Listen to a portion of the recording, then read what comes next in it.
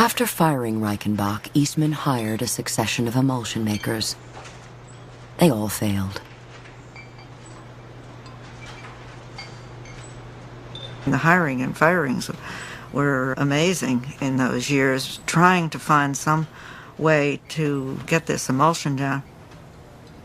But he even joked that he was going to start a praying department. All the hands would gather around and pray over the emulsion. Late in 1893, Eastman hired William Stuber. He was not a chemist, but an award-winning photographer who made his own dry plates. His emulsions were based on formulas he had learned in Europe. For several months, he worked in complete secrecy. Even Eastman was not allowed into the lab. In the spring of 1894, Stuber finally produced a quality emulsion. When the new Kodak film came out, it was so good, even professional photographers began using it. And it arrived just in time to help a new industry get started: motion pictures.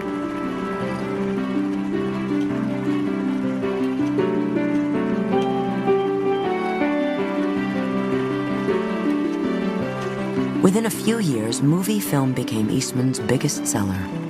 His company was back on its feet.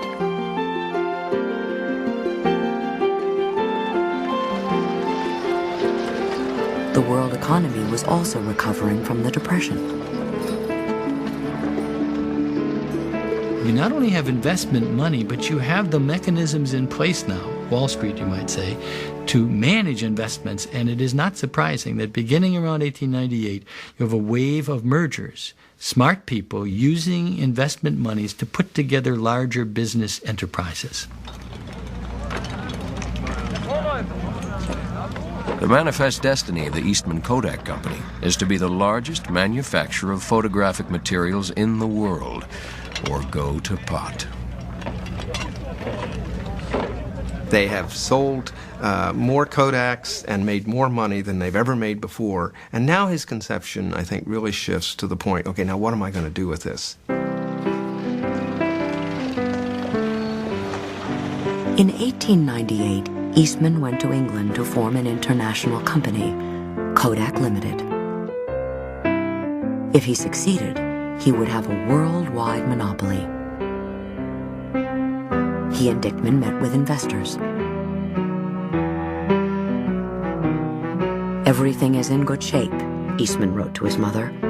"Unless something quite unfortunate occurs, it will be an enormous success." On the afternoon of November 9th, Eastman was in his London office when George Dickman walked in with some papers for review. Suddenly, Dickman doubled over with severe abdominal pain. There was no first aid room as such, and so the boardroom was cleared and George Dickman was laid down on the table. Eastman decided to send for an ambulance. And I think it's some indication here of the personal friendship between the two men, that when the ambulance came, Eastman insisted on getting into the back of the ambulance with George Dickman and accompanying him on the way home to Hampstead. There was not time to actually take him to hospital, so the surgeon came to Dickman's house and the operation was performed up in his bedroom.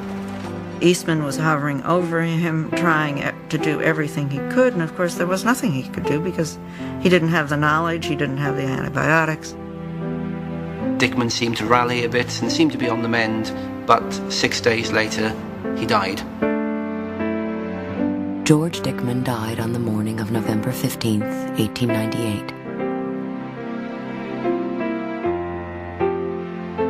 Later that day, Kodak Limited was formed. Eastman collected more than $900,000. He was now a millionaire.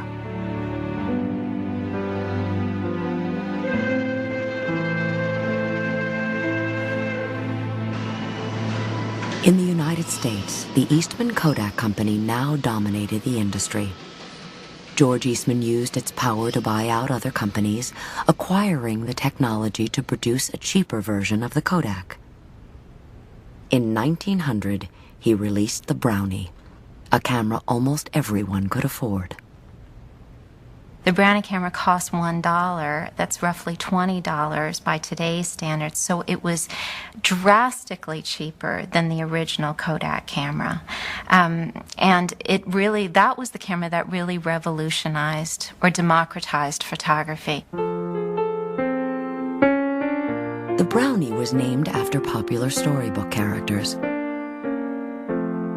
It was a shrewd move, aimed at selling the cheap camera to a new group of consumers, children.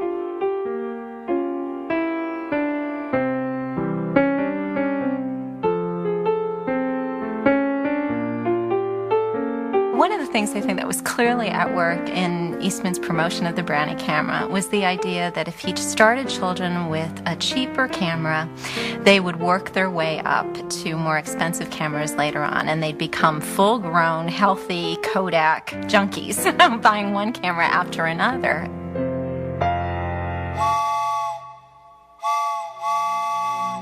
$150,000 Brownies were made in 1900. More cameras than Eastman had sold in the 12 years since he had introduced the Kodak.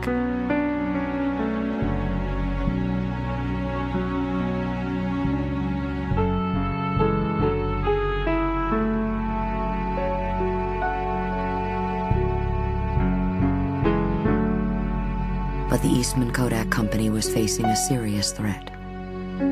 The patent office had given Hannibal Goodwin a patent for celluloid film. Goodwin threatened to sue Eastman Kodak for infringement. Film was the most profitable item for the Eastman Kodak Company.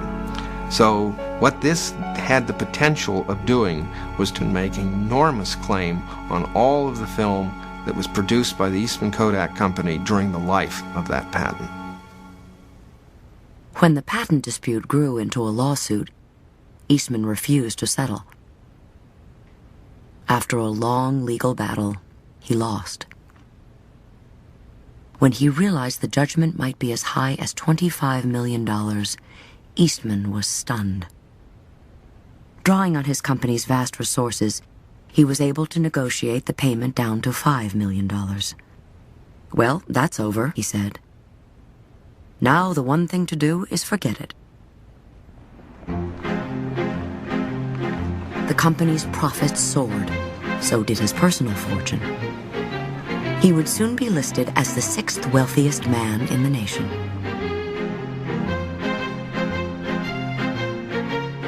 Eastman assumed a more conservative style. The trim, dapper entrepreneur in waistcoats and ascots became a paunchy businessman dressed in dark suits.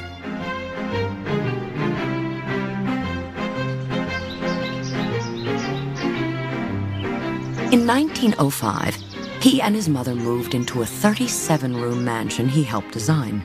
It was surrounded by extensive gardens, orchards, and livestock, maintained by a staff of 40. He very much wanted his house to be run like the business, and so there are flow charts, and it was very well structured and organized as who reported to who. Eastman made the gardeners count the roses on each vine to see which varieties produced better. He ordered monthly reports on the output of his cows and chickens. His housekeeper tracked household expenses with double entry ledgers, and she was audited once a year by public accountants.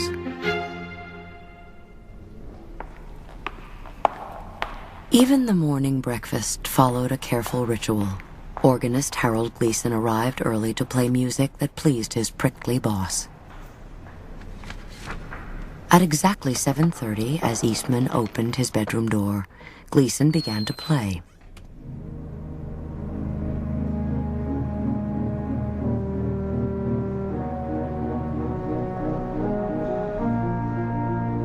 The organist would try to sense his boss's mood as he entered the room and adjust the music accordingly.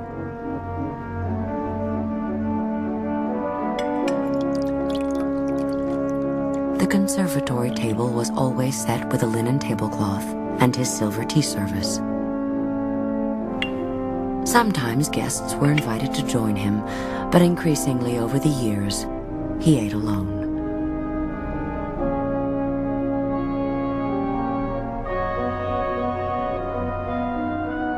In 1907, George Eastman's mother, Mariah, died at the age of 85.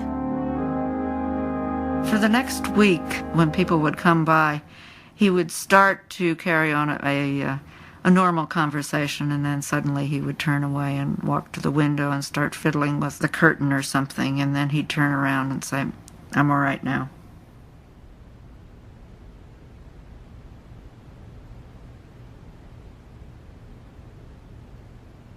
George Eastman is such an intriguing figure. Here is a man who understood intuitively, early on, very early on, that you could take a distant and formalized high-tech system, photography, and make it a place where people could be intimate, playful, warm, and where they could remember the fond memories of their life. And the man himself, increasingly, as he lives longer, becomes less and less capable of intimacy.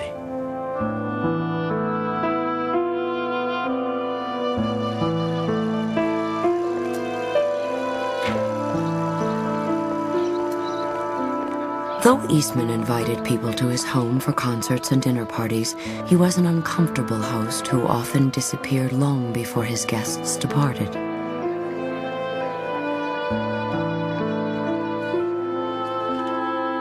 Josephine Dickman, who had moved to America, served as hostess for many events, fueling speculation among staff that she and Eastman might marry.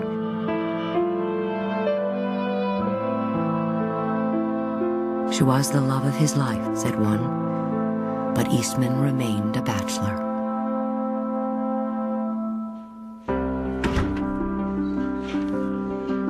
In 1912, Eastman began to think about the legacy he would leave. Eastman Kodak is, in a sense, his child, and he's doing everything he can to bring that child to full maturity so that that child can live on after George Eastman. He established a research laboratory at Kodak Park to keep the company at the cutting edge of photography. He began giving away his personal fortune, ultimately amounting to $100 million.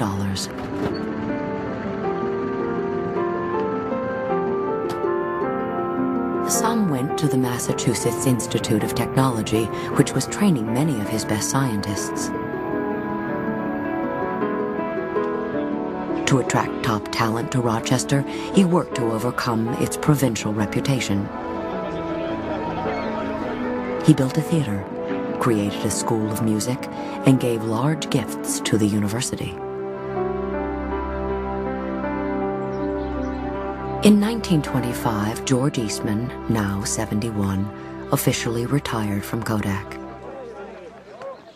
He named as president William Stuber, the man who had saved his company by fixing the emulsion.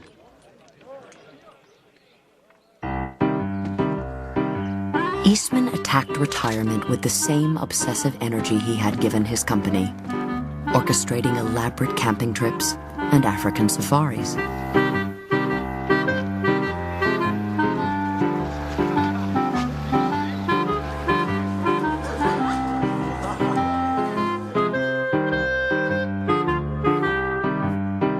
Every meal was planned out. Every kind of activity that they were going to do was planned out, so that he would have enough of the guns, the ammunition, the clothing, the various equipment that they would need to do the fishing and the hunting of different animals.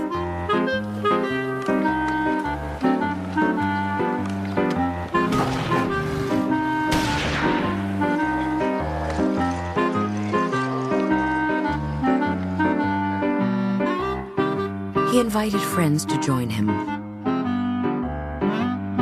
But over time, fewer accepted. They found little pleasure traveling with a man who never stopped being the boss.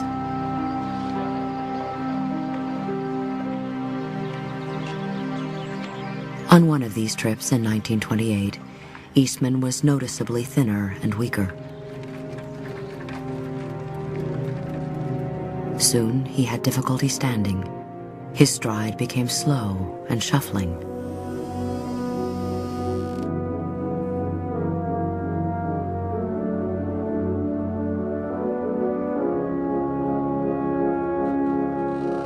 Medical experts today say that probably he would have been diagnosed with spinal stenosis.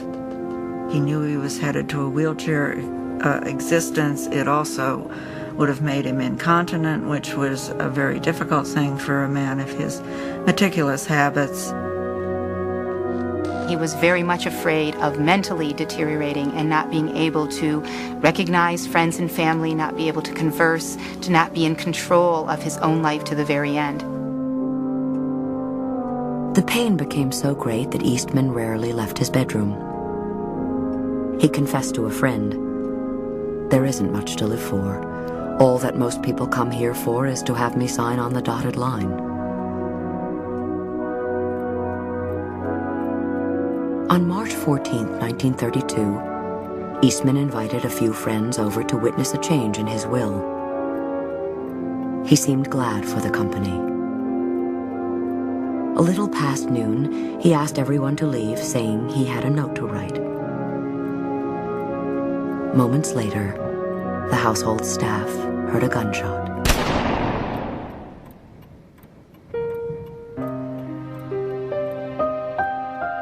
Lying in bed, Eastman had fired a single bullet from an automatic pistol into his heart. He was 77. On a nearby table, he left a note. "To my friends, my work is done. Why wait?"